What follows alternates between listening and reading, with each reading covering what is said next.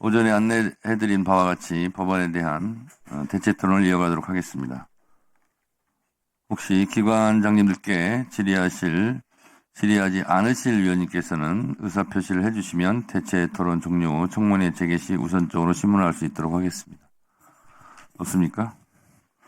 네, 그럼 박은정 위원님 대체 토론해 주시기 바랍니다. 회장님. 예.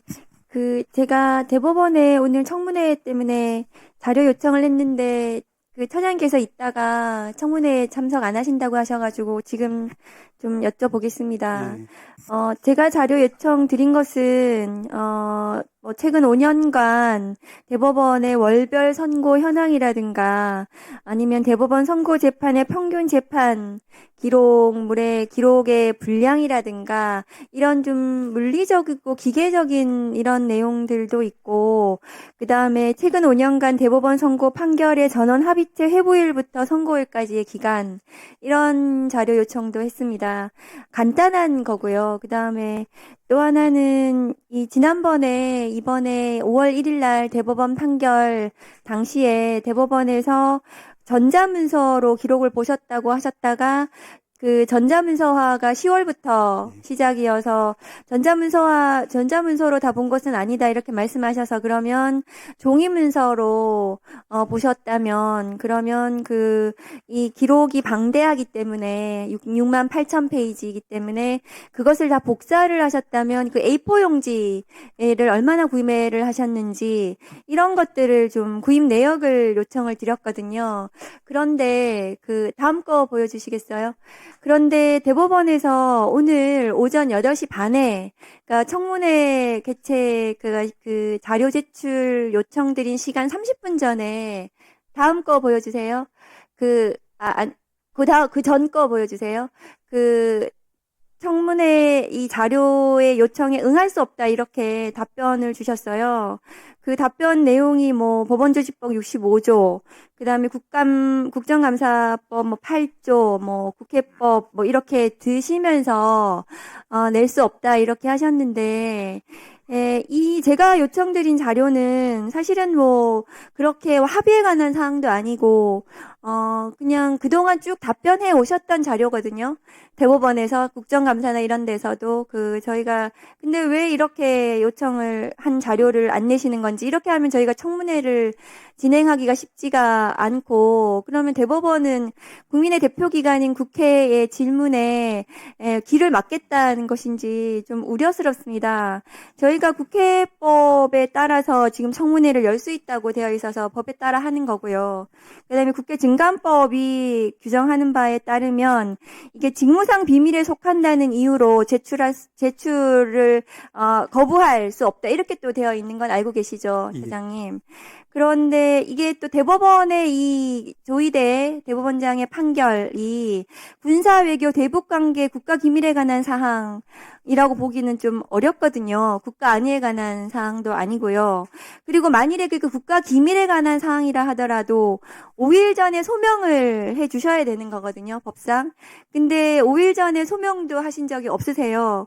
그러면 대법원은 이번 청문회에 비협조적으로 협조하지 않기로 했다 이렇게 봐야 되는 건지 저는 우려스럽습니다. 오늘 이제 사법 내란 특검법이 오늘 법사위 올라와 있습니다.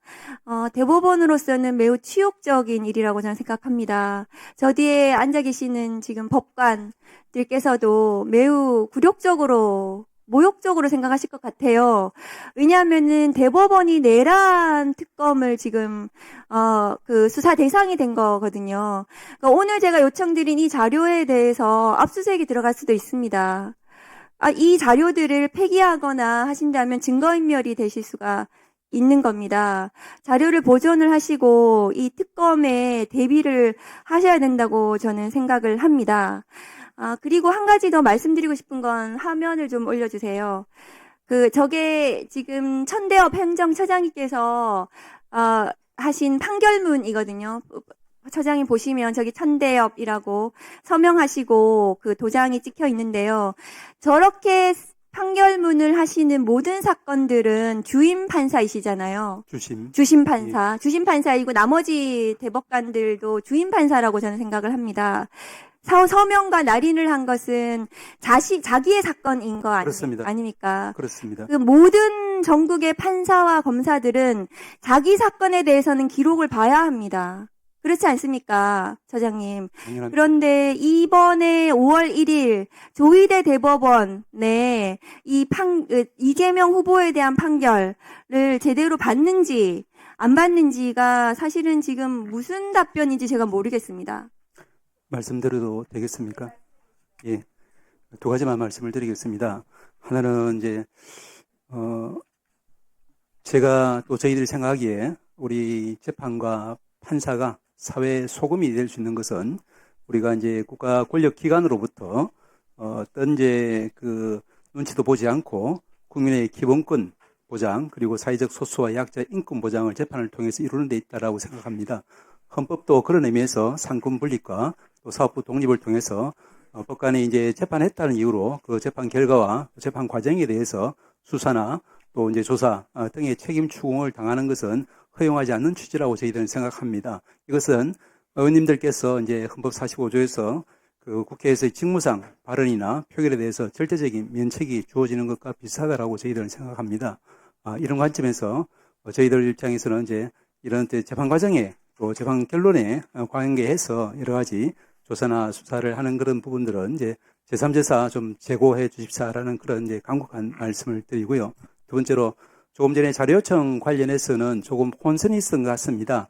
왜냐하면은 제가 조금 전에 드린 그런 말씀과 같은 경위로 저희들은 이제 이번 청문회는 물론 이제 위원님께서 이제 그 보시는 착안하시는 그런 규정에 근거해서 이제 요게 이제 당위성을 설명할 수도 있겠지만 말씀드린 것처럼 저희들 입장에서는 헌법이 보장하는 또 이제 법원조직법이 보장하는 합의과정 비공개라든지 법관의 재판의 독립이라든지 뭐 이런 부분 관련해서 이제 이 부분이 조사와 수사의 대상이 될 수 없다라는 입장이기 때문에 그래서 이제 여러 가지 검토와 고민 끝에 저희들은 이제 이번에 불출석 의견서를 낸 것과 마찬가지로 청문회 관련해서는 자료를 내기는 좀 힘들겠다라는 그런 입장을 오랜 숙고 끝에 정리한 것입니다. 다만 제가 이제 여기 오전에 듣기로는 청문회와 별도로 이제 의안 자료로서 이제 요청을 하신다고 하면은 그러면 저희들이 통상적으로 했던 원칙대로 검토해서 제출할 수는 있다. 이런 이야기를 제가 들었습니다. 그래서 제가 박 의원님 이제 실에서도 제가 이제 그런 취지로 의안 자료로서 요청하는 것 같다는 취지로 제가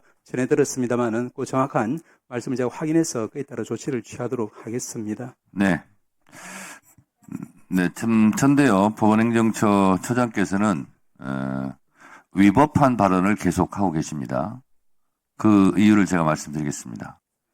국회에서의 증언, 감정 등에 관한 법률 제2조 증인 출석 등의 의무, 국회에서의 안건심의 또는 국정감사나 국정조사와 관련하여 보고와 서류 및 해당 기관이 보유한 사진 이하 서류를 한다의 제출을 요구받거나 증인 참고인으로서 출석이나 감정의 요구를 받은 때에는 이 법에 특별한 규정이 있는 경우를 제외하고는 다른 법률에도 불구하고 누구든지 이에 따라야 한다.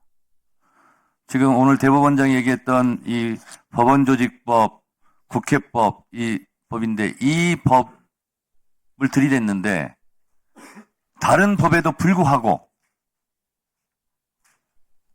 누구든지 이에 따라야 한다. 그런데 대법관들은 예외다. 이런 조항이 지금 없습니다.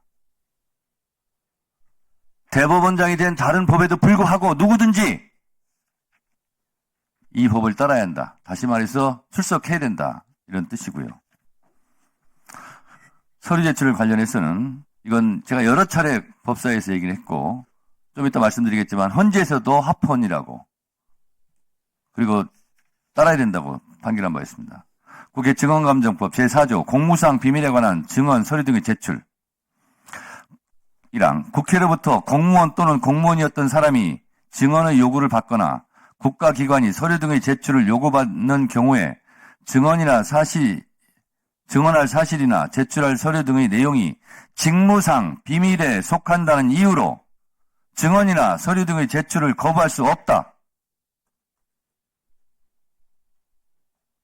다만 군사, 외교, 대북 관계의 국가 비밀에 관한 사항으로서 그 발표로 말미암아 국가 안위에 중대한 영향을 미칠 수 있음이 명백하다고 주무장관 이 증언 등의 요구를 받은 날부터 5일 이내에 소명하는 경우에는 그러하지 아니한다. 대법원장이 지금 들이댄 헌법과 법률에 위반됐다고 제가 아까 모두에 말씀드린 이유가 다 이런 법적인 근거에 의해서 제가 드리는 말씀입니다. 지금 비밀이라고 제출하지 않은 것이 처장, 예. 군사 관련입니까? 말씀드려도 되겠습니까? 군사 관련입니까? 저희들은 이제 군사 관련입니까? 군사와 관련은 군사 관련입니까? 군사 관련입니까? 그 부분으로 말씀드린 것은 아니고 군사 부분입니까? 아닙니까? 그것만 말하세요. 예, 그와 관련해서 드린 말씀은 아니라고 말씀을 자, 드리겠습니다. 군사 관련 아니죠? 이제 헌법적인 관점에서 외교 아니죠? 헌법적인 관점, 대북 아니죠? 헌법적인 관점입니다. 그러면 제가 지금 읽어드린 이 법들이 위헌이라는 뜻입니까? 박성재 법무부 장관도 헌법재판소 탄핵심판에서 국회에서 요구한 자료를 제출하지 않은 것은 불법이다 라고 이미 헌법재판소에서 판결했어요. 대법원은 예외입니까? 모든 국민은 법 앞에 평등하다. 단 대법관들은 예외를 한다. 이렇게 헌법조항이 되어 있습니까? 국회 증언감정법이 우리 대법관들께서 보실 때는 휴지 조각입니까?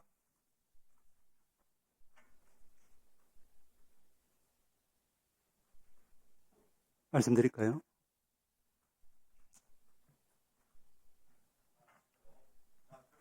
자, 법사위원장으로서 이곳에서 의사진행을 하는 것도 다 국회법에 따라서 하는 겁니다. 그리고 국회에서 자료 제출 요구를 할 때는 이 증언감정법 자료 제출 등의 법적인 조항에 따라서 다 제출 요구하는 겁니다. 대법관은 공무원 아닙니까?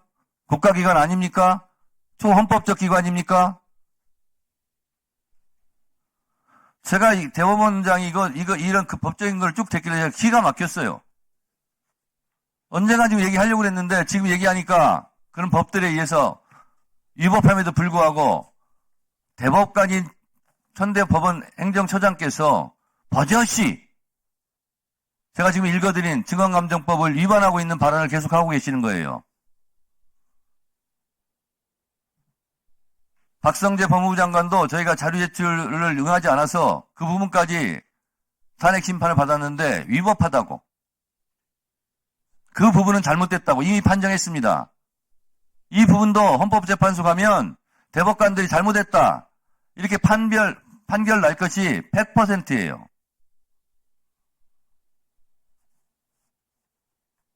그렇게 특권의식을 가지고 국회 위에 있는 것처럼, 국민 위에 있는 것처럼, 헌법 위에 있는 것처럼 그렇게 하지 마세요.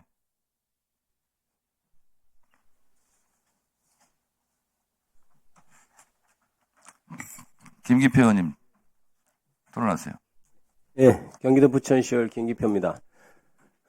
행정처장님, 예. 오전에 이름이 나왔으니까 지기현 부장 판사가 룸살롱에 갔다 이런 얘기가 있었는데요. 글쎄요, 누가 저녁에 룸살롱 가든 저녁을 못 먹든 그게 위법하지 않으면 저는 굳이 따질 필요는 없다고 생각합니다.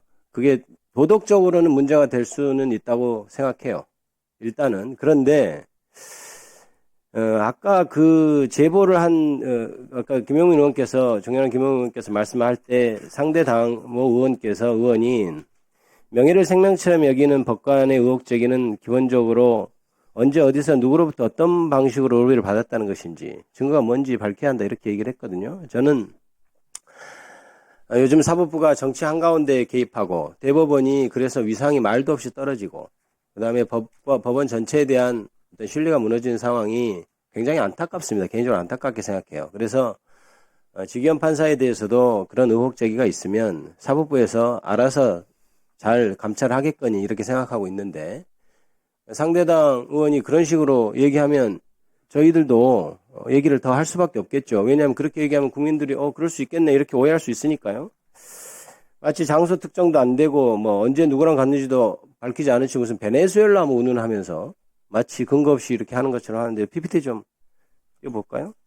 사진 저희가 갖고 있는, 저도 사실은 제보를 받았는데 김용민 의원께서 말씀하셔서 굳이 얘기를 안 하려고 했어요. 그런데 그렇게 얘기하니까 제가 지금 위에 가린 겁니다. 저희가 가지고 있는 사진 몇 개만 지금 제시를 해드리는 거예요. 입구는 저렇게 허름해 보여도 서울 강남에 있는 아주 예약제로 운영되는 최고급 룸살롱이라고 합니다. 그리고 내부 사진을 보면 보는 것 같이 굉장히 럭셔리한 내부죠. 이게 제보자가 여기를 함께 같이 갔었다는 주장입니다. 같이 갔었고, 사실 다른 사진들, 지기현 부장이 거기 갔었다는 사진들은 저희가 이미 가지고 있어요. 그래서 저희가 판단하기에 굉장히 신빙성이 높은 제보구나 이렇게 판단을 해서 아까 오전에 그 정도로 해서 사법부에서 적절히 감찰하고 그러면 되지 않겠나 이렇게 생각을 했던 겁니다. 그런데 자꾸 이것을 그런 식으로 마치 민주당이 무리하게 하는 것처럼 그렇게 얘기하니까 어쩔 수 없이 우리가 보여드리는 거예요. 그리고 아까 얘기했잖아요. 좋아요. 가서 자기 돈 내고 룸사롱 가건 자기 돈 내고 소고기를 사 먹건 저희는 그거는 뭐 도덕적으로 해야 저는 사실 법관이 룸사롱 가는 건 저는 조금 별로입니다. 그러나 그것까지 뭐라고 안 하겠어요. 그런데 이게 같이 간 사람이 직무 관련자입니다. 아주 문제가 되는 직무 관련자. 그리고 그 룸살롱이라고 하는데 이른바 실정법도 어길 수 있는 데 아니겠습니까? 그렇죠? 거기 간 것 자체가 문제가 아니고 그 이후에 룸살롱에서 하는 행동들의 이런 것이 실정법 위반의 소지가 분명히 있고, 그 다음에 자기가 자기 돈으로 내지 않고 다른 사람으로부터 접대를 받았다면, 그것도 직무 관련자라면, 밀접한 직무 관련자라면 이거는 대단히 문제가 되는 행위 아니겠어요? 어떻게 생각하십니까? 그런 상황이 있어서도 안 되겠지만 그런 일이 또 발생한다고 제가 뭐라고 이야기할 수 없고. 굉장히 참담한 상황입니다. 이게 사실은 이 같이 갔던 사람이 이걸 왜 제보를 했냐면 너무 열받아서 했다는 거예요. 내란 속에 풀어주는 거 보고 이럴 수 있나 하면서 제보를 했다고 알려왔습니다. 그래서 제가 보기엔, 그리고 그때 일시 같은 것도 제보된 사진에 의하면 특정이 저는 된다고 봐요. 그래서 이거는 사법부가 자정기능이 있는지를 한번 살펴볼 문제라고 생각합니다. 그래서 행정처장님도 돌아가시면 본인 직무가 아니라 할지라도 대법원에 아주 사법부의 큰 일이고 하니 잘 살펴서 자정작용이 제대로 일어날 수 있도록 하십시오. 안 그러면 저희가 더 추가로 더 국민들 눈살 찌푸리게 하는 사진이나 이런 걸 공개할 수밖에 없는 거 아니겠습니까? 예, 살펴보도록 하겠습니다. 예, 꼭 잘 살펴보시기 바랍니다. 저는 이 정도로 마치겠습니다. 원행기 차장님. 예, 아까 오전에 대법원장의 취재원 제보 영상에 대해서는 하늘이 두 쪽 나도 그런 일이 없다고 말씀하셨죠? 그렇습니다. 지기현 판사가 룸사롱 간 것도 하늘이 두 쪽 나도 그런 일이 있을 수 없습니까? 제가 우리 대법원장님께 대해서 말씀드린 것은 오전에도 말씀드린 것처럼 지금 지기현 판사 묻고 있습니다. 지기현 룸사롱 간 거. 사실이라면. 저는 우리 대법원장님을 이제 처장으로서 이제 모시면서 그분의 여러 가지 인품이나 또 이런 걸 봤기 때문에. 예, 그 얘기는 것이고, 됐고요. 예, 네. 지부장에 대해서는 뭐 제가 드릴 말씀은 따로 없습니다. 따로 없습니까? 예, 자, 만약에 지기현 부장 판사가 이렇게 판사로서 품위를 손상하고 부적절한 행동을 했다면 지기현 판사 룸사롱 가지 마시오 이렇게 말을 법원 행정처에서 할 수 있습니까? 없습니까? 그런 이야기할 정도가 아니라 윤리감사실 등 적절한 조치가 이루어질 것으로. 그렇습니다. 이런 품위 손상, 이런 부적절한 행동을 하지 마라 하는 것은 법원 행정처에서 할 수 있잖아요. 이것이 판결 개입은 아니죠. 그렇습니다. 그러면 이것은 일단 조사해야 되지 않겠습니까? 아까 우리 김 의원님 말씀 주신 것처럼 돌아가서 잘 살펴보도록 하겠습니다. 돌아가시기 전에 우리 의원들이 갖고 있는 지금 공개하지 않은 정보도 있을 수 있으니 그 정보를 받아서 이거는 즉각 감찰하고 필요하다면 징계 조치해야 되지 않습니까? 예, 여러 자료를 다 살펴보도록 하겠습니다. 만약에 그것이 사실로 밝혀져서 이렇게 부적절한 위법한 행동을 한 지기현 판사라면 윤석열 재판을 계속 할 수 있겠습니까? 지금 이것이 이제 담당 법관에게는 너무나 중요한 결과일 수 있기 때문에 제가 가정적인 상황에서 또 확인도 안 된 상황에서 더 이상 답변을 드리기는 좀 어려운 상황인 걸 양해해 주시기 바랍니다. 더 이상 답변하기는 어렵지만 이 정도 되면 감찰, 윤리, 징계 이런 것은 해야 되지 않습니까? 이상권 간사님, 그거는 지금 천대호 처장 도와주는 게 아닙니다. 이런 경우는 벌써 사진이 나갔어요. 그러면 국민들이 다 봤어요. 그랬을 때 법원이 어떻게 조치하느냐 이것도 굉장히 중요한 겁니다. 그래서 지금 동시에 그 입장이 나가야 돼요. 그래서 제가 여쭤보는 겁니다. 도와주는 차원이에요. 자, 행정처장님. 예, 잘 살펴보도록 하겠습니다. 이것이 사실이면 어쨌든 조사하고 감찰하고 뭐 윤리 넘겨서 뭐 징계 같은 것도 할 사안이다 이렇게 생각하시는 거죠? 독립된 기관인 윤리감사실에서 당연히 직무에 따라서 조치할 사항이고 저희들도 나름대로 저희들이 할 수 있는 그런 부분은 살펴보겠습니다. 네. 하여튼 이런 일이 없었으면 좋겠고 그랬으면 좋겠습니다. 다음은 박준태 의원님.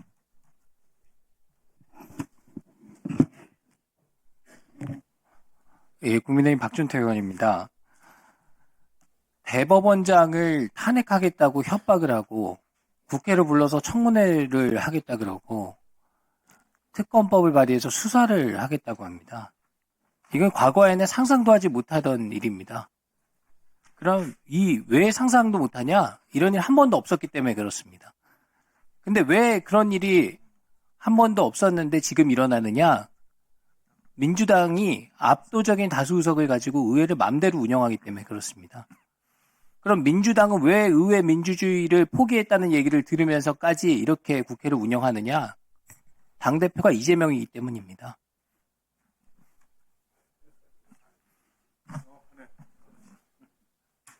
이 모든 게 이재명 때문에 벌어진 일이에요.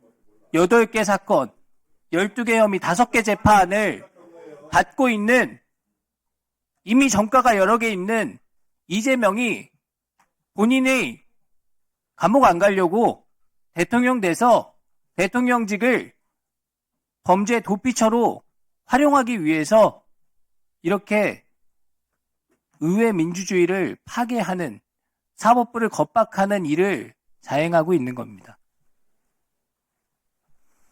이렇게 국가를 다 어지럽게 하고 국회를 망치더니 이제는 나라 전체를 그냥 망치려고 하고 있는 거예요. 법원행정처장님 윤호중 의원님 아세요? 다시 민주당의 윤호중 의원님 아세요? 예, 성함은 예, 민주당에서 원내대표까지 하셨고요. 지금 선대본부장 하고 계세요. 이분이 이런 말씀을 해요.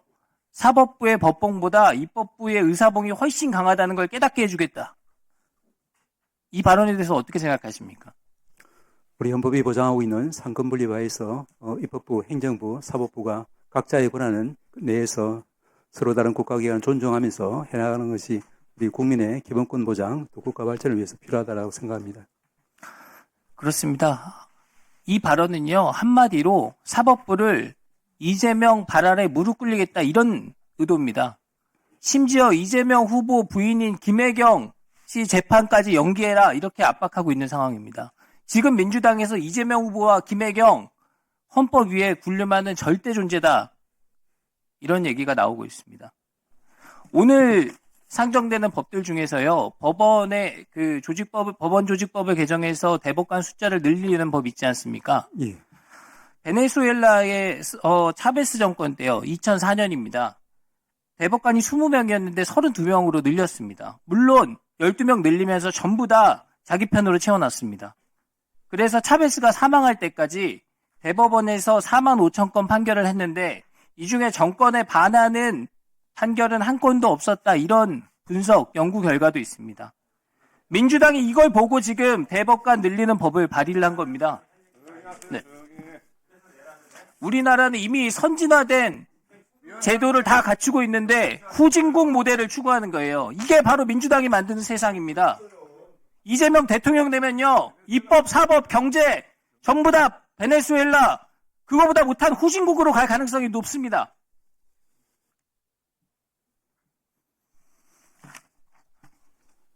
지금 선거운동하고 있는데 그 한복판에 지금 이렇게 사법부를 겁박하는 국회를 열어가지고 대법관들을 국회로 부르고 불출석했다고 온갖 모욕적인 발언을 하고 법원행정처장을 법안 심사한다는 그런 명분으로 이재명 대표에게 잘 보이기 위한 입법, 듣기 좋은 얘기 이런 거 하고 있는 겁니다.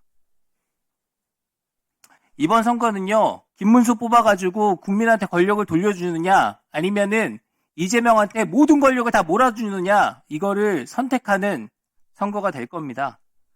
국민 위해서 일할 수 있는 착한 대통령 뽑냐, 자기 위해 가지고 법까지 다 바꾸는 그런 나쁜 대통령 뽑느냐, 이거를 판단하는 선거가 될 겁니다. 국민께서 현명하게 판단해 주실 것으로 기대합니다. 마치겠습니다. 네, 수고하셨습니다. 다음은 이성인 의원님인데요. 이성인 의원님 아까 청문회 5분은 쓰셨고 대체 토론 5분 지금 하시는 거고요. 일단 청문회 때는 첫 번째 순서에는 5분간을 못 하시는 거 알고 계시죠? 네. 대체 토론 그럼 5분 이성인 의원님 하시기 바랍니다. 예, 전주시의회 국회의원 이성윤입니다. 처장님, 예. 오전에도 그 기겸 부장 얘기가 나왔는데 혹시 확인해 보셨습니까? 말씀드린 바와 같이 제가 점심 먹으면서 이제 들어보기로는 아직 구체적인 그런 자료나 제보는 접수된 상태는 아니라고, 그래서 제가 아까 조금 더 자료가 확보되면은 예, 저희들이 절차를 밟아서 알겠습니다. 예. 기겸 부장이 그 휴가를 갔는지 확인해 달라고 제가 2번을 말씀드렸는데 휴가 갔습니까? 서울 고등에는 물어보니까 그것이 이제 법관 개인의 사생활을 하는 부분이라서 저희들이 답은 줄 수 없다, 이런 답변만 들었습니다. 그래요? 저는 재판장을 재판이 2번이나 미뤄지고 2주나 쉬고 이런 거에 대해서 그게 사생활인지는 잘 모르겠습니다. 정말 공무원으로서 이렇게 국민들이 하루하루가 내란 수계가 거리를 활보하는 거 보고 불안해하고 있는데 사생활이라 말씀 못 한다? 꼭 확인해 보십시오. 무슨 사생활인지. 저는 그 이영섭 대법원장이 사직을 했습니다. 사직을 할 때 81년 4월이죠. 뭐라고 했는지 아십니까? 들려주시면 감사하겠습니다. 이영섭 대법원장이 퇴임을 하면서 바로 회한과 오역의 날이었다라고 하면서 그때 사법부를 뭐라고 했냐면요. 그 관청 부자를 쓴 게 아니고 이렇게 부분 부자를 썼어요. 아십니까? 이영섭 전 대법원장이 사법부 한자를 못 써서 그런 게 아니고 정말 행정부의 일개 부처로 전락했다. 이렇게 한 거예요. 당시 그 김정희 재판 관련해서 내란 목적 살인이 아니고 단순 살인죄다라고 대법관들이 의견을 내자 중앙정보부에 끌려가서 맞았잖아요.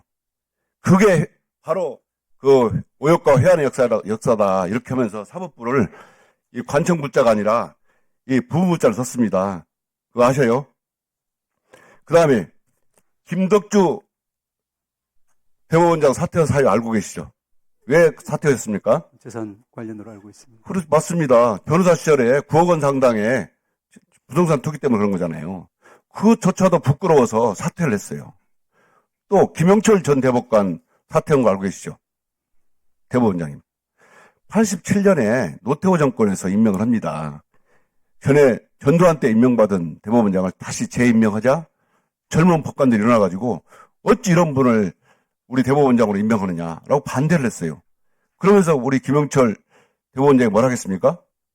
본인 부덕의 소치다라고 하면서 사직을 했어요. 아십니까? 이렇게 전직 대법원장 3분이 이렇게 항거하면서 사법권의 독립, 국민들로부터 신뢰를 지키려고 노력했습니다. 그런데 조희대 대법원장은 어떻습니까? 본인이 스스로 나서서 선거에 개입하고 정치 판결을 했어요. 국민 주권을 무시하고 선거운동 기간에 이걸 말이죠. 파견송해가지고 사법 쿠데타라는 말을 썼습니다. 이런 상황을 보고 대법원 소속, 그 법원 소속 판사들이 내부에서조차 이게 이러고도 당신들이 대법관이냐 이런 비아냥을 듣습니다. 적어도요, 김덕주, 김영철, 이영섭 대법원장 시절은 이런 얘기는 안 나왔어요. 처음 나온 얘기입니다. 이러고도 당신들이 대법관이냐. 차장님 이런 말씀 처음 들었죠? 말씀드려도 되겠습니까? 예. 송구스럽지만 위원님 말씀에 제가 동의할 수 없는 것이 이러고도 당신들이 대법관이냐 이 말을 처음 들었냐 이 말씀이에요. 지난번에도 말씀드린 바와 같이 이번에 이제 법관이 재판을 피할 수 없는 이상 그것이 선거운동 기간 중에 판결. 그러면은 우리 김덕주, 김영철 그리고 이영섭 전 대법원장님은 뭡니까? 이분들은 적어도 국민들로부터 사법부 신뢰를 지켜서 이렇게 사직을 해가면서 지키려고 노력했어요. 그런데 조희대 대법원장님은 스스로 나서서 자진해서 이렇게 사법부 신뢰를 다 깎아먹고 더군다나 내부에서조차 이렇게 물러나라고 이러고도 당신들이 대법관이냐 말을 비아냥을 듣고도 내부 신뢰를 발언을 해놓고도 왜 사직을 하지 않습니까? 사법부 신뢰는 그렇게 지키는 것이 아닙니다. 사직을 하셔야 돼요. 이렇게 오늘 국민들이 대법원장 그리고 대법관들에게 법원에 국회로 나오라 이렇게 명령했는데도 안 나왔습니다. 앞으로 재판장에 출석하지 않는 피고인들을 어떻게 대할 것입니까? 그 3줄짜리 5줄짜리 간단한 불출석 사유 내고 말이 안 된다 생각합니다. 이렇게도 납득할 수 없는 불출석한 대법관 그리고 대법원장님 국민들은 정말 대법원 개혁해야 된다 이렇게 부르짖을 것이고 대법원은 강력한 개혁 요구에 직면할 것이다 이렇게 생각합니다. 이상입니다. 처장님, 예. 아무리 대법관이고 판사들이지만 잘못한 건 잘못한 거지 않습니까? 잘한 건 잘한 거고, 그러지 않습니까? 말씀대로 되겠습니까? 다 잘했다고만 어떻게 얘기합니까? 말씀대로 되겠습니까? 제가 말을 하면 말 좀 끝나고 얘기하세요, 그러면. 자, 버스를 탈 때나 아니면 기차, 지하철을 탈 때나 줄을 서면 새치기 하면 됩니까? 안 됩니까? 안 됩니다. 안 되죠? 근데 제가 알고 있기로 전원 합의체 회부된 법안 안건이 재판할 건수가 120건이 넘었다고 그래요. 근데 이재명 대표에 대한 이 법을 새치기 해가지고 120 몇 번째 있는 거를 위로 올려가지고 새치기 해가지고 전원 합의체에서 판결을 했다고 그래요. 이거 법 새치기 아니에요? 말씀드릴까요? 그렇게 하면 됩니까? 안 됩니까? 얘기해 보세요. 말씀 주신 것처럼 이제 우리 법사위에서도 이제 안건의 중요성, 시급성에 따라서 우선적으로 처리하는 경우가 있는 것을 저도 여기서 봤습니다. 그리고 저희들 대법원뿐 아니라 1심과 2심에서도 많은 사건들을 처리하면서 선택과 집중에 따라서 사안의 중요성, 시급성에 따라서 알겠어요. 순서를 좀 달리. 자, 그러면 633 얘기를 하지 말았어야죠. 왜 다른 거는 3개월을 얘기하면서 이건 30일, 36일 합니까? 그러니까 불공정하다고 얘기하는 거예요. 그냥 3개월 거기에 맞춰서 했으면 그렇게 했나 보다 하죠. 계속 633 얘기하면서 본인 스스로 대법원장 스스로 얘기했던 633도 안 지킨 거 아니에요.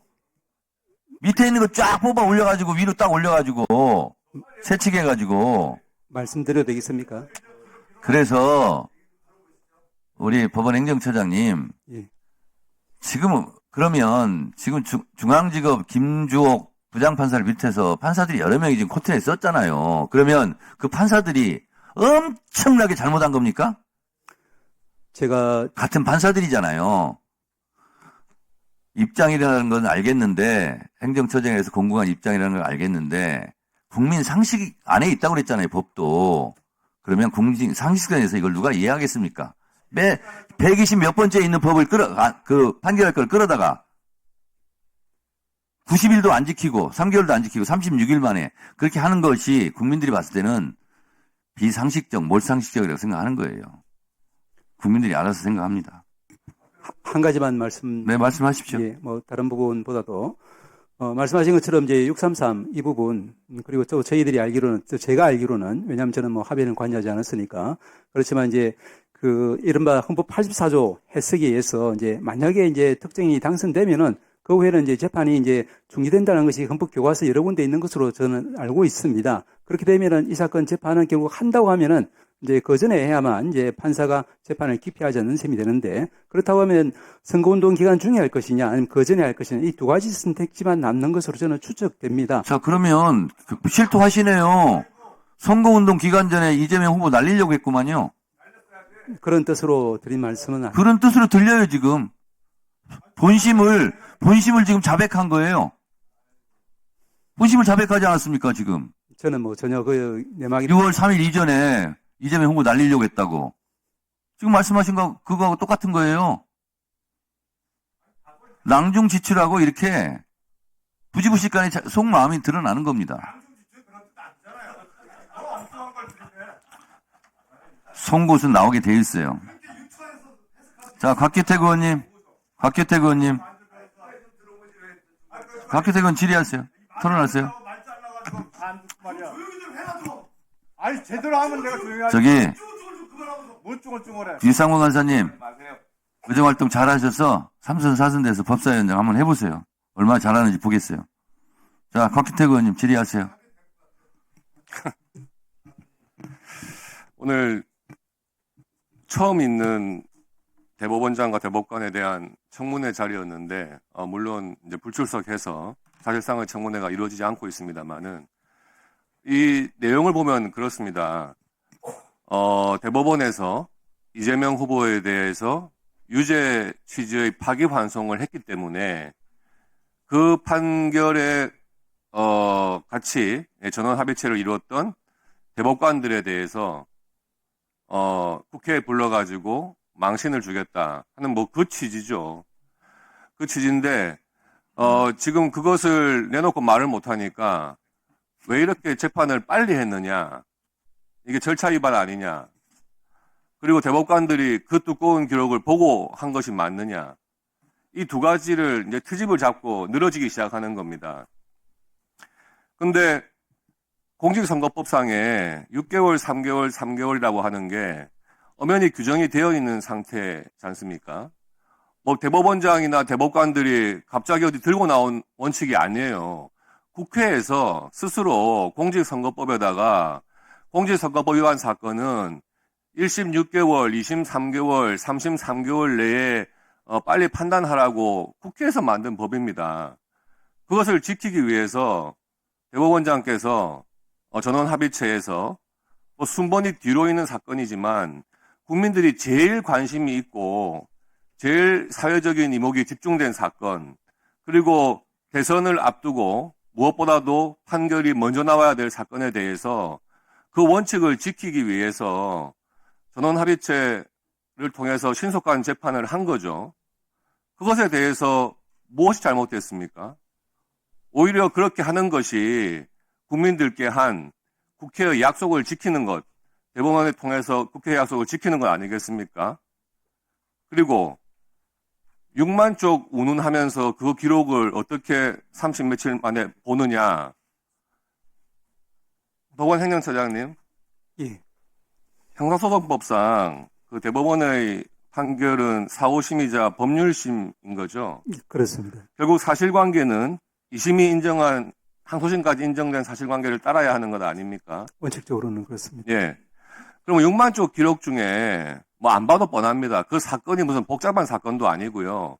이재명 후보가 거짓말한 그 부분이 법리적으로 어떻게 판단을 하면 되느냐, 이런 사건인데 기록이 6만 쪽이 됐다 하는 것은 뻔합니다. 같은 주장을 피고인 쪽에서 이렇게 했다가 저렇게 했다가 계속 무죄라고 다투면서 그 허황된 자료들을 잔뜩 낸 거예요. 그게 수사 기록에도 있을 것이고 1심 기록에도 있을 것이고 2심 기록에도 당연히 붙어 있겠죠. 똑같은 주장 내용들이 반복적으로 있을 겁니다. 그게 6만 페이지 중에서 한 5만 페이지 될 거예요. 그 변호사 오래 해보고 검사 오래 해본 사람은 알아요. 법원에서 오신 분들도 아실 거 아닙니까?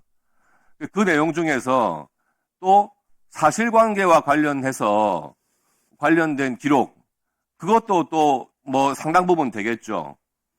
그런 것을 빼고 나면 대법관들이 전원합의체 판결을 하기 위해서 봐야 될 기록이라고 하는 것은 제 생각에는 불과 몇백 페이지 정도 아닐까 생각이 됩니다. 그 부분에 대해서 대법관 전원합의체에서 결론을 내리면 되는 겁니다. 그것을 가지고 시간을 끌 필요가 없는 거예요. 오히려 지금 유죄 취지로 파기환송됐다는 말은 이재명 후보에 대해서는 무슨 일이 있어도 유죄가 정해진 겁니다. 공직선거법 위반에 대해서 바뀔 가능성이 없어요. 그러니까 지금 민주당에서 아예 그 법을 바꿔서 행위를 드러내서 공직선거법상의 유죄가 될 수 없도록 하려는 거 아니겠습니까? 그래서 파기환송심에서 딱 멈춰놓고 법을 바꿔가지고 면소로 만들려고, 그 방법밖에 없는 겁니다. 그것을 위해서 지금 민주당에서 벌을 내놨고요. 또 사법부에 대해서 이제 옥죄는 단계에 들어가는 거죠. 우리 대법원의 최고 지위를 박탈하기 위해서 대법관을 100명씩이나 늘리고 또 재판에 대해서도 헌법소원을 대상으로 하는 이렇게 만드는 거 아닙니까? 국민들께서 보시기에는 이게 무슨 의미가 있는지 잘 모르시겠지만 법원 행정처장님이 보시기에는 이 대법원의 위상을 결국에는 우리나라 최고 사법기관이 아니라 헌법재판소의 하위 기구로 만드는 그런 법 아니겠습니까? 말씀드릴까요? 예, 아까 말씀 주신 바와 같이 우리 헌법의 대법원을 이제 최고법원으로 규정하고 있는 그 헌법의 규정하고도 맞지 않다는 말씀을 드릴 수는 있고요. 그리고 조금 전에 말씀 주신 부분 관련해서는 제가 그 사건 심리에는 관여를 전혀 안 했기 때문에 저는 알 수 없는 상황입니다만은 다만 이제 이 사건의 전압 판결문만 보면은 이른바 해석 기준 관련해서 분절적 해석 기준 내지는 종합적 해석 기준에 관한 법리에 관한 그런 논쟁이 핵심인 것 같습니다. 그럼에도 불구하고 제가 오전에 잠깐 말씀을 드린 바와 같이 이렇게 국민들의 관심이 집중된 중차대한 사건에 있어서는 그것이 설령 대법관이 아니라 대법관이든 일선 법관이든 모두가 그런 사건에 대해서는 이제 다른 어떤 사건보다도 더 이제 치밀하게 또 이제 신중하게 기록을 검토하고 고민할 것이라고 보는 것이 일반 법관들의 경험칙에 맞는 것 같습니다. 그 말씀만 드리겠습니다. 네, 수고하셨습니다. 다음 박균택 의원님. 처장님, 대법원에서 판결과 관련해 대법원장과 대법관들이 청문회에 나간 전례가 없다라고 판단했다는 내용이 언론 보도에 나옵니다. 예.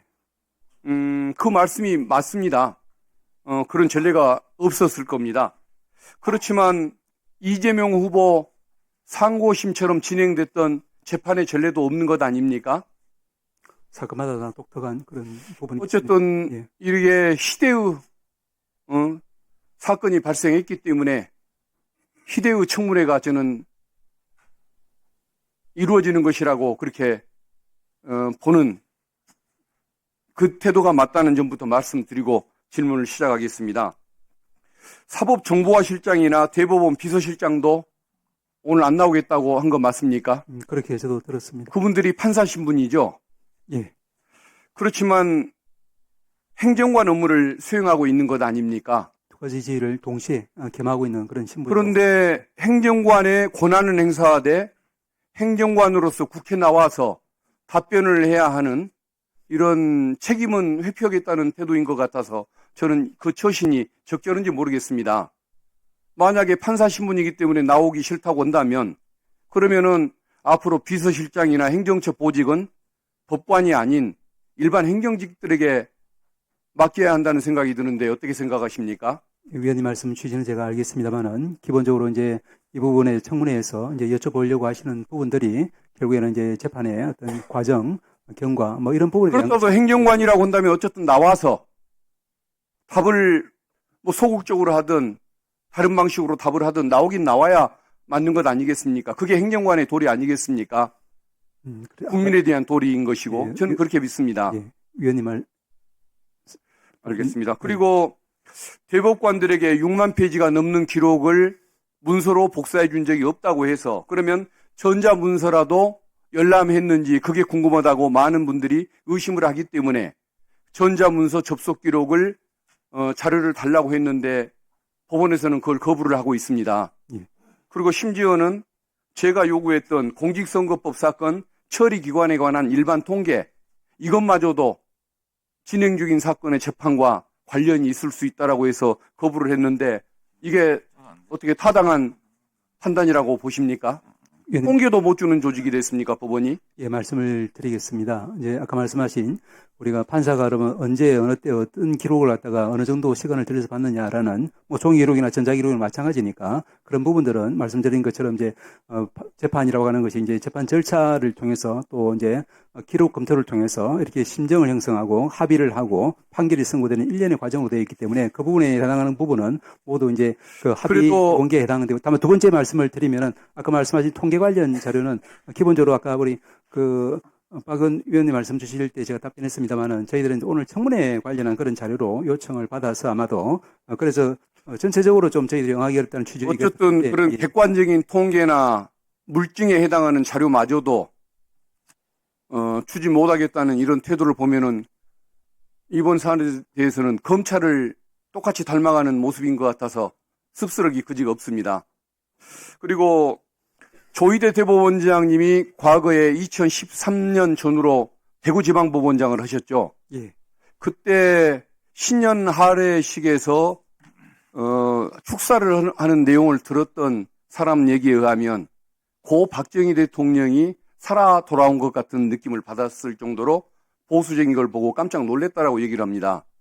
그처럼 그분의 보수적이고 수구적인 그런 태도가 이번 사건에 반영된 것 아니었을까라는 생각이 드는데 여기에 대해서는 어떻게 생각하십니까?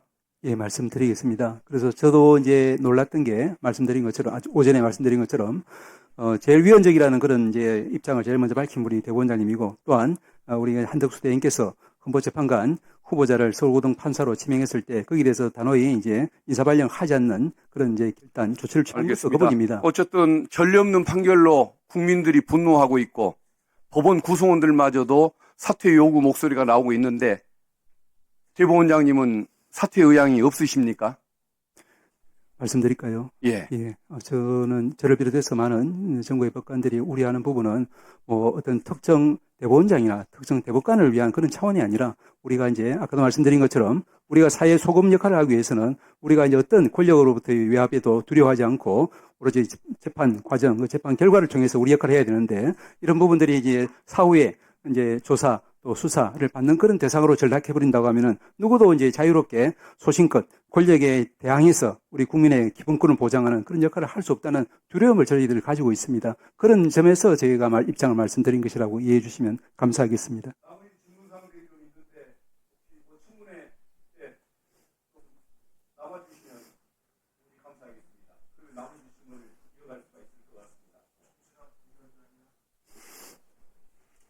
다 하셨습니까? 네, 다음은 장동혁 의원님 안 계시네요. 박범계 의원님. 네, 네. 그래요? 참 갑자기 보니까 먼저 하세요. 메모하고 있었습니다. 네, 이상문 간사님 먼저 하세요. 오늘 우리 위원장께서 이재명 공직선거법 위반 사건에 대해서 빠른 선고를 새치기라고 표현을 하면서 마치 이것이 전혀 법적 근거가 없는 임의로 대법원에서 이 사건만 먼저 판결한 것처럼 말씀을 하세요. 근데 그 새치기 사건, 우리 처장님 여기 이 자리에 와 계시지만 숙려기간 도과되지 않고 민주당이 꼭 처리해야 될 법안들 수많은 일소의 법안이 있음에도 불구하고 우리 수시로 앞당겨가지고 계속 법안 처리하는 걸 다 목격을 하셨지 않습니까? 저는 자연스럽게 느껴졌습니다. 예. 그렇게 자연스럽게 수많은 새치기들이 있었고, 그러나 이것이 우리 말씀하시는 대로, 위원장께서 말씀하시는 대로 국회법에 근거가 있습니다. 자, 그래서 그것에 대해서 저희가 선출을 지켜달라고 요구하지만, 그러나 근거가 있기 때문에 그것이 위법은 아니다라고 말을 하는 겁니다. 마찬가지죠. 지금 이 이재명의 공선법 위반 사건에 대해서 이 사건은 정말로 국민적 관심도가 높고 중대한 공공의 이해관계가 있는 사건입니다. 그렇다면은 법원에서 이것을 다른 사건보다 우선 처리할 때는 그 충분한 근거를 가지고 전원 합의체로 신속히 배정을 한 거 아니겠어요? 그 근거 규정은 전원 합의체 심의 절차에 한 4개에 따라서 다 판단을 하시고 그게 근거한 거 맞죠? 예. 네, 그렇게 법적 근거를 다 밝혔고 거기에 대해서 전혀 위법성은 없다는 것은 자신하십니까? 그렇습니다. 네. 자, 결국은 지금 논란이 되는 것은 제일 중요한 건 그겁니다. 그럼 이재명의 공선법 위반 허위사실 유포가 그럼 죄가 없는 것을 유죄로 선고했느냐? 누구도 그 얘기는 안 해요. 아무도 그 얘기를 안 합니다. 민주당에서도. 그건 건드리질 않아요. 왜냐하면 그 건드리면 외려 더 큰 문제가 되니까. 그 법원 판결을 아예 부정하는 거니까 말을 안 합니다. 그래서 제일 중요한 건 그거 아니겠어요? 대법원에서 무죄를 유죄로 선고했다든지 그게 더 큰 문제 아니겠어요? 그러나 그 판단에 대해서는 아무도 이의 제기를 안 합니다. 저는 그러고 나서 소위 말해서 메신저를 공격하기 시작을 하고 있어요. 그러면서 왜 평소에 하지 않던 것처럼 평소에 하지 않던 그런 절차를 신속하게 처리했냐 가지고 시비를 걸고, 그것이 마치 법원이 사법 쿠데타를 일으켰다는 비난을 하면서 사실 법원의 신뢰성을 현저히 지금 떨어뜨리고 있습니다. 이게 대한민국에서 큰 불행이죠. 그러나 그와 함께 지금 아시다시피 대법원장을 탄핵하겠다, 또 특검을 하겠다, 거기다 청문회를 하겠다고 하면서 정말로 거칠고 포압적으로 지금 법원을 압박하고 강압을 하고 있습니다. 그러면서 오늘 이 자리에 지금 여러 의원님들이 말을 합니다. 대법원장 사퇴하라고. 이것이 민주당이 이 판결을 보고 있는 시각입니다. 그러나 그걸로 부족해가지고 오늘 공직선거법 허위사실 공표에서 행위의 허위사실 공표에 대해서는 처벌 대상으로 배제하는 그 법안을 행안위에서도 일방 통과시켰고, 여기서도 우리 국민의힘 의원들의 강력한 반대에도 불구하고 또 표결로 일방 통과시켰습니다. 이건 무슨 얘기인가 하면 법원에서 유죄 취지 파기 환송이 되면서 유죄 확정이 될 것이 명확해지자 법으로서 그 판결의 효력을 없애겠다는 겁니다. 만일 이 법안이 실행이 되면 결국은 어떻게 처리되죠? 결국 이재명의 행위의 허위사실 공표 행위는 면소로밖에 갈 수가 없지 않습니까? 그렇죠? 행위시법을 적용하나 신법에서 형이 감경되거나 처벌이 면제되는 경우에는 신법 적용이 되지 않습니까? 그렇습니다. 이거는 이재명을 구하기 위해서 법원의 판결도 무력화시키는 거고, 또 그 입법을 통해서 이재명이 완전히 사법적 리스크를 벗어나게 만드는 이재명을 위한 법입니다. 이 법에 대해서 당연히 반대를 할 수밖에 없고 국민들도 그걸 다 아십니다. 그럼에도 불구하고 자기들의 그 목적을 숨기기 위해서 마치 대법원에서 이 판결을 의도적으로 이재명을 낙마시키기 위한 그런 걸로 선고했다며 법원을 호도하고 있는, 이것이 바로 차베스의 베네수엘라 의회에서의 모습이 지금 수십 년 뒤에 대한민국에서 자행되고 있는 겁니다.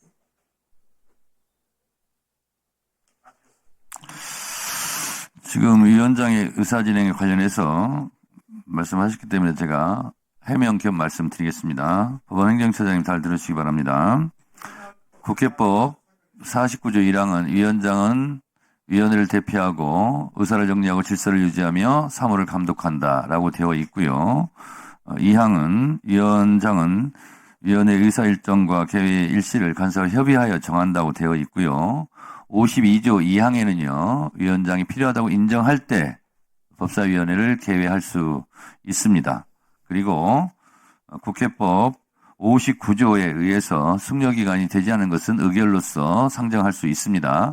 이렇게 법적 근거에 의해서 하고 있는데, 대법원장은 120몇 번째에 있었던 이재명 대표의 공직선거법을 첫 번째로 올려서 한 그런 법적 근거를 지금부터 말씀해 주시기 바랍니다.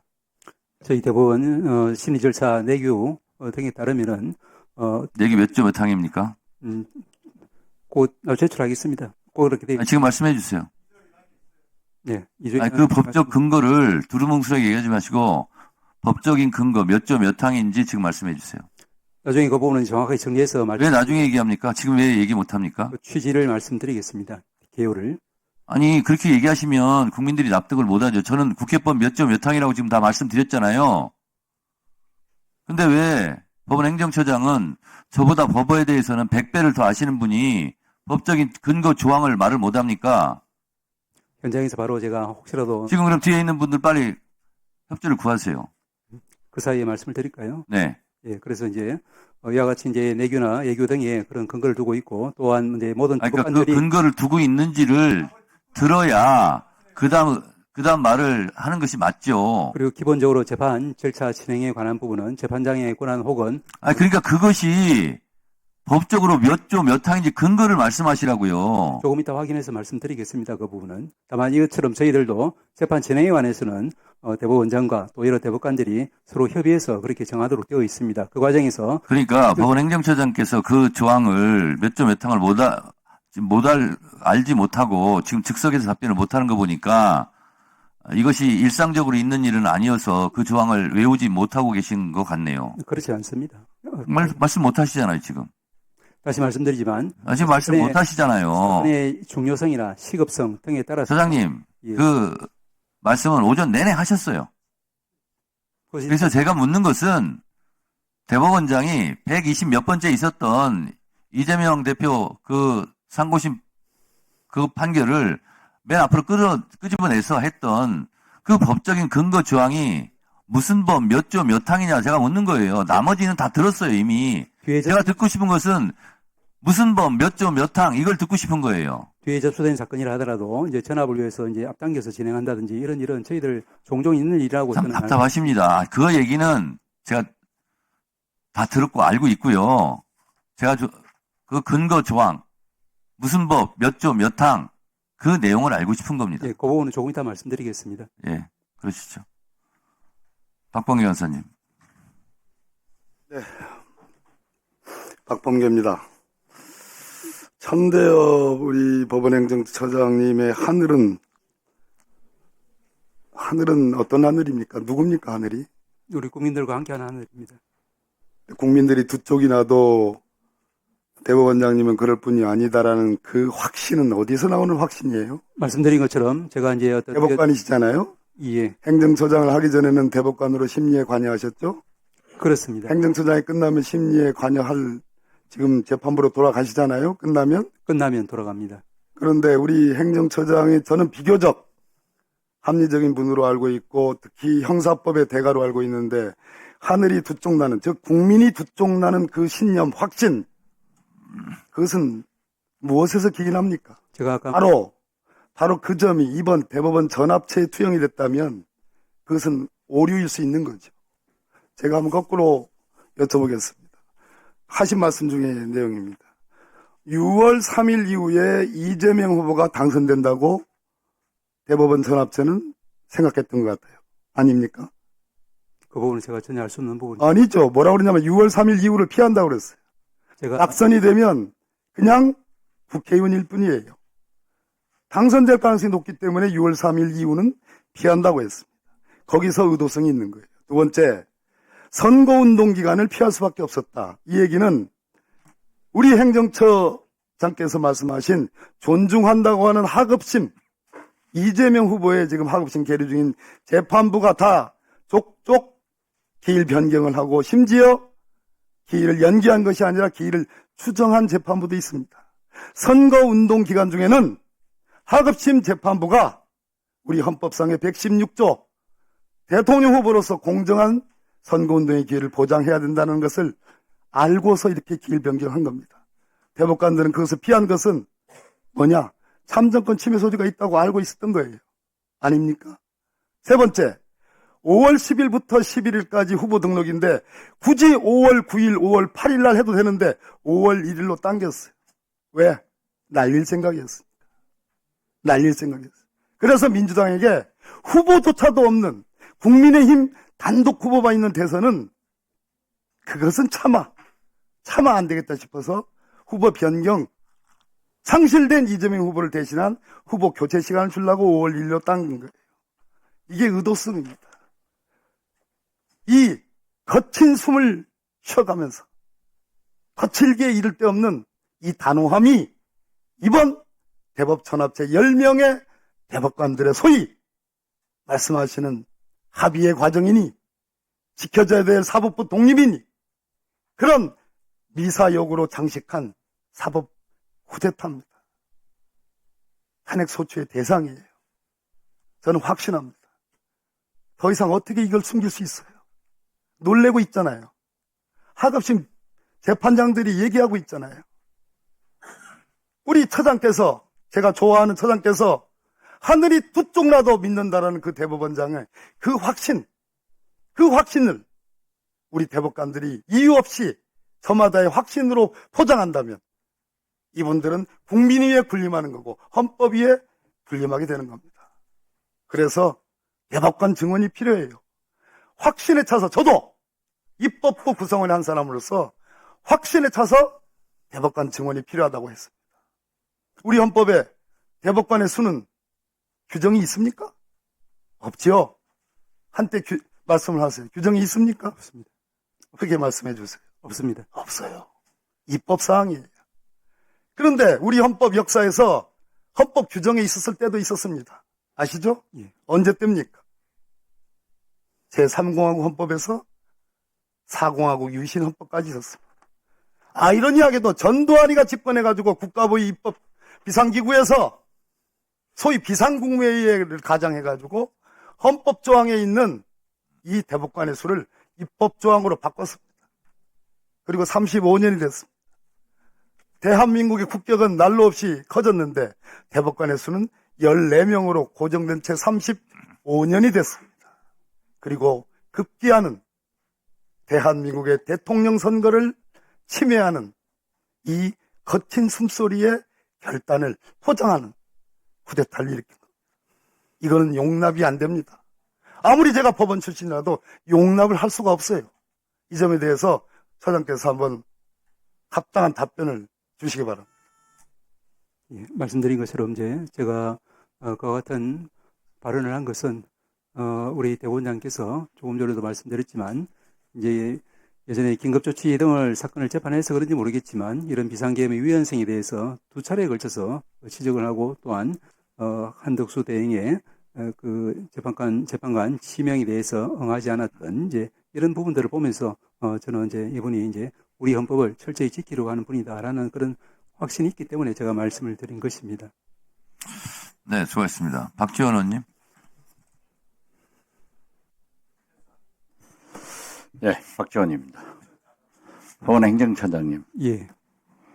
제가 가장 오랫동안 법사위원을 해봤지만은 이번처럼 사법부가 대법원이 의원들로부터 비난받는 것 처음입니다.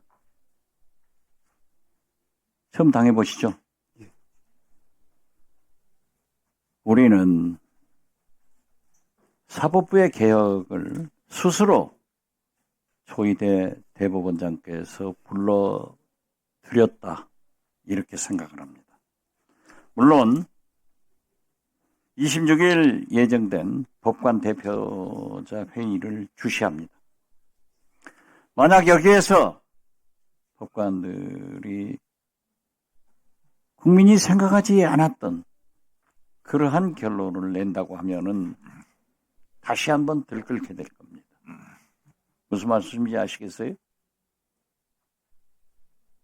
이번에 오늘 보도된 바에 의하면은 여론조사에서 조희대 대법원장 사퇴 공감한다가 48.6%입니다. 비공감 46.2%입니다. 48대 46 비슷비슷한 것 같지만은 명예와 존경의 대상인 대법원장이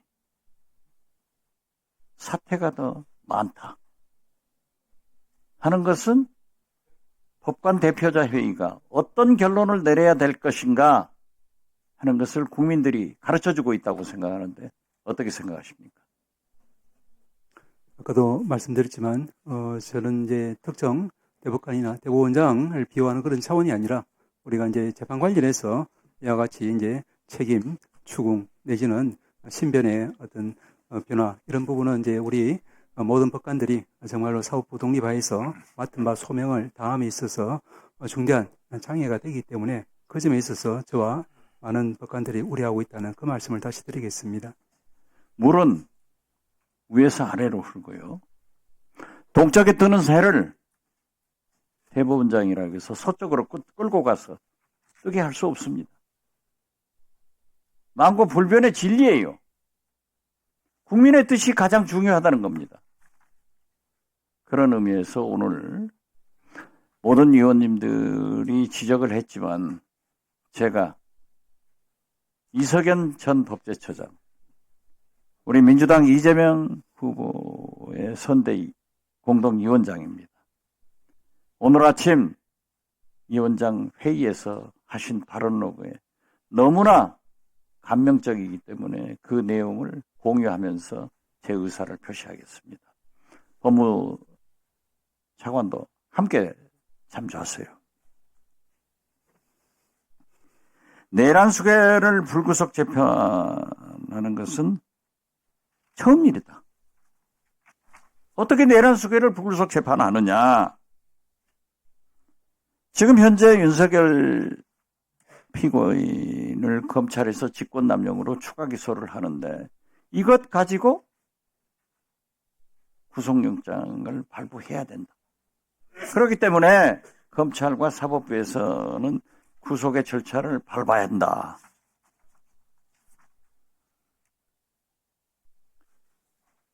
김용현 전 국방장관들, 현역 군인들의 재판은 비공개 재판하는데 이건 국민의 알 권리를 현저하게 침해하고 있다. 이미 헌법재판소에서 내란으로 판결된 내용을 무엇을 숨기려고 하느냐.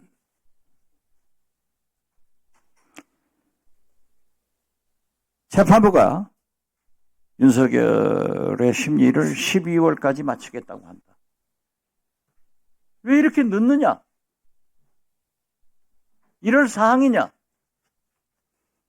이렇게 얘기를 하면서 선배 법조인으로서 후배 법조인들이 공부 좀 해라. 이건 아니지 않느냐? 이런 절규를 토론하셨습니다. 법무차관. 네. 윤석열의 추가 기소에 대해서 구속 기소할 의향은 검찰이 가지고 있는지.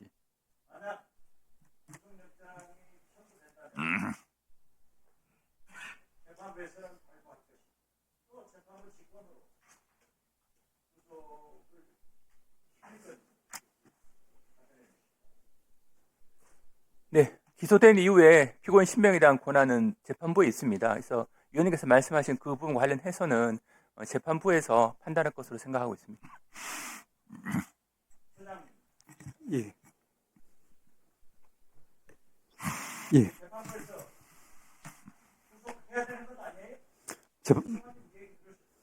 재판상이라서 제가 일선 법관의 재판 진행에 대해서 존중할 수밖에 없기 때문에 적절하게 재판부가 잘 판단할 것이라고 믿습니다. 그렇기 때문에 우리 국민들이 혹시 나는 거예요. 그렇기 때문에 조희대 대법원장 48%가 사퇴할 거예요. 그렇게 해서 재판부에서 결정한다. 이렇게 하면은 국민들이 말해요. 그래서 26일 법관 대표자회의 제대로 아시겠죠? 예. 네, 수고하셨습니다. 저도 그럼 5분간 토론하도록 하겠습니다. 처장님, 예. 법원 판결은 공정해야 되겠죠? 그렇습니다. 그리고 또 공정해 보이도록 노력해야 되겠죠? 공정의 외관도 중요하다고 그렇습니다. 합니다. 그러면 평균에서 많이 벗어나면 불공정하다고 국민들이 인식하겠죠? 평균에 가까우면 공정해 보인다고 인식하겠죠? 그렇지 않습니까? 사안에 따라서 여러 가지 다른 좋습니다. 측면이 있기 때문에 지금 10년간 공직선거법 관련 상고심에 소요된 평균 기간은 305일이었습니다. 10년간 그렇습니다. 2023년 김명수 대법원장 체제에서 공직선거법 상고심 처리 소요 기간은 80일이었습니다. 근데 조희대 대법원장 체제에서는 평균 260일이 걸렸습니다. 아니 본인이 633 계속 강조하면서 오히려 김명수 대법원장 시절보다 훨씬 많이 기간이 늘어났어요. 조희대 대법원장으로서는 입이 10개라도 할 말이 없는 거죠. 자, 그런데 21대 총선 이후 공직선거법 위반으로 기소된 국회의원 27명 중 확정된 26명의 상고심 선고액 걸린 평균 기간은 119일이었어요. 그런데 이재명 대표에 대해서만 상고심만 유독 단 34일이에요. 조희대 대법원 체제에서 보면 7배가 빨랐어요. 조희대 대법원장 체제에 상고심 처리 기간이 260일이었는데 이재명 대표만 34일이에요. 공정하다고 생각할까요? 7배가 빨랐다니까요? 이러니까 국민들이 불공정하다고 대선에 개입하려고 검은 의도를 가지고 사법 쿠데타를 일으켰다. 범난을 일으켰다. 그러니 조희대 대법원장은 희대의 난을 일으켰다. 그러니 사퇴해야 된다. 이렇게 많은 국민들이 주장하는 거예요. 국민들의 뇌까지 지배할 생각 하지 마세요.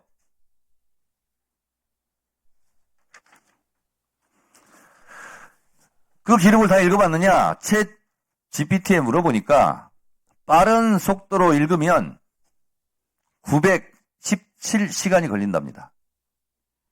챗 GPT가 답변한 거예요. 쉬지 않고 읽으면 38일 걸린답니다. 하루에 3시간씩 꾸준히 읽으면 한 15개월 걸린다는 거예요. 그런데 다 안 읽어봤다. 이런 얘기는 명확하게 안 해요. 전자스캔 떠가지고 다 봤을 겁니다. 이렇게 얘기해요. 그거를 국민들이 믿을 것 같습니까? 안 믿을 것 같습니까?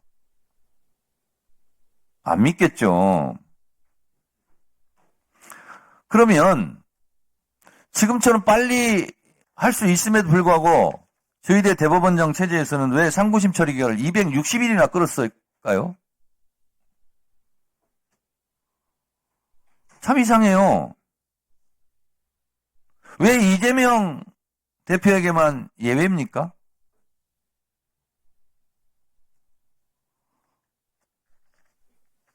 참 알 수 없는 일입니다. 전대협 법원 행정처장께서는 조희대 대법원장은 하늘이 두 쪽 나도 그럴 뿐이 아닙니다. 하늘이 두 쪽 나지 않을지는 모르겠지만 국민들은 두 쪽이 났어요. 조희대 대법원장을 두둔하는 사람이 있을 거고 당장 사퇴해라. 대법원장 자격 없다. 이렇게 생각하는 국민들이 훨씬 많고 그리고 법원 판사들도 두 쪽이 났어요. 판사들이 코트넷에 글 써가지고 조희대 대법원장은 반 이재명 정치 투쟁의 선봉장이 되었다. 그러고도 대법관이라고 할 수 있냐? 다 물러가라. 이렇게 현직 판사들이 주장하고 있지 않습니까? 아무리 대법원장의 입장을 대변해야 되는 법원 행정처장이지만 이런 상식적인 저의 주장에 대해서 틀렸다고 아니라고 말하십시오. 지금 하실 수 있으면 말씀해 보세요. 제가 그전부터 또 오늘 오전 또 조금 전까지 이제 이번 재판에 관해서 이제 제가 추측하는, 왜냐하면 저는 관여를 할 수 없었기 때문에 여러 가지 말씀드렸습니다만은 그 부분 자체도 제가 추측해야 하는 것이라서 부적절하다는 지적 말씀하셨기 때문에 제가 더 이상 언급하는 것은 적절치 않은 것 같습니다. 제 주장이 틀렸다면 틀렸다고 자신있게 말씀하시라니까요. 저는 제 경우로는 말씀드린 바와 같이 사안에 따라서 우리 대법원이 법률심의자 상고심으로서 필요한 쟁점에 필요한 범위 내의 어떤 기록 검토 그리고 여러 연관대로 활용한 법리적인 쟁점 검토 그리고 이 사건의 쟁점이 말씀드린 바와 같이 이제 분절적 혹은 총합적 판단 기준이라고 하는 그런 법률 쟁점에 필요한 그런 여러 가지 검토를 특히 이 사건이 중요하기 때문에 네. 적어도 다수 의견에 이름 올리신 분들은 치열하게 했을 것이라고 판결 자체에 나와 있기 때문에 저는 그렇게 믿는다는 말씀입니다. 네, 알겠습니다. 제 질의는 끝났고요. 그럼 아까 답변 안 하신 거 한번 답변해 보세요. 예.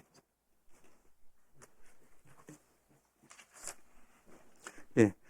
이런 부분들을 규정을 정리하면 이렇습니다. 공선법에 이제 선거범에 대해서는 다른 재판에 우선해서 신속히 하여야 한다라고 270조에 나와 있습니다. 그리고 전압내규 2조 1항 단서에 신속한 심리를 위해서는 필요한 경우 바로 전압기일을 지정할 수 있다라고 되어 있고 기일의 진행, 변경, 선고 지정 등은 재판장이 이제 직권으로 정할 문제이고 이것은 민사, 형사, 또 행정 모든 소송 절차에 공통된 원칙이기 때문에 이런 것을 종합해 보면은 아까 말씀하신 바와 같이 이 의회에서 여러 가지 이제 순서와 달리 이제 합리적인 필요가 있으면 우선 처리하는 것과 마찬가지로 판사들이 그것이 1심 법원이든 혹은 이제 대법원이든 이와 같이 이제 순서를 달리 중요한 사건, 시급한 사건, 또 법에서 신속히 처리를 명하는 사건 이런 부분들은 우선적으로 변론을 진행할 수 있다는 것이 저희들 입장입니다.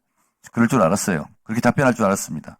공직선거법 지금 오늘 하시는데 공직선거법에서 신속하게 재판해야 한다 그렇게 했는데 그러면 김명수 대법원장 체계에서는 왜 이 법을 안 지키고 평균 260일이나 걸렸습니까?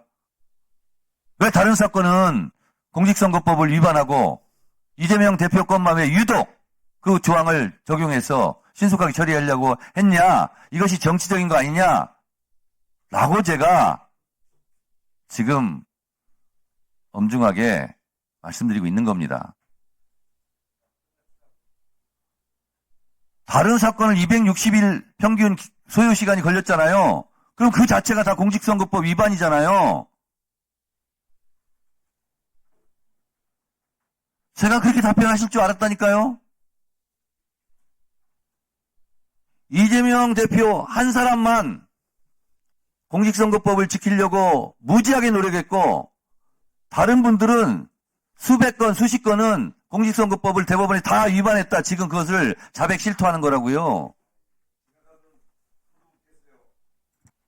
그러니까 한 번 속이면 두 번 속여야 되고 한 번 거짓말하면 두 번 거짓말해야 되고 그렇게 하다가 나중에는 들통이 나게 돼 있습니다.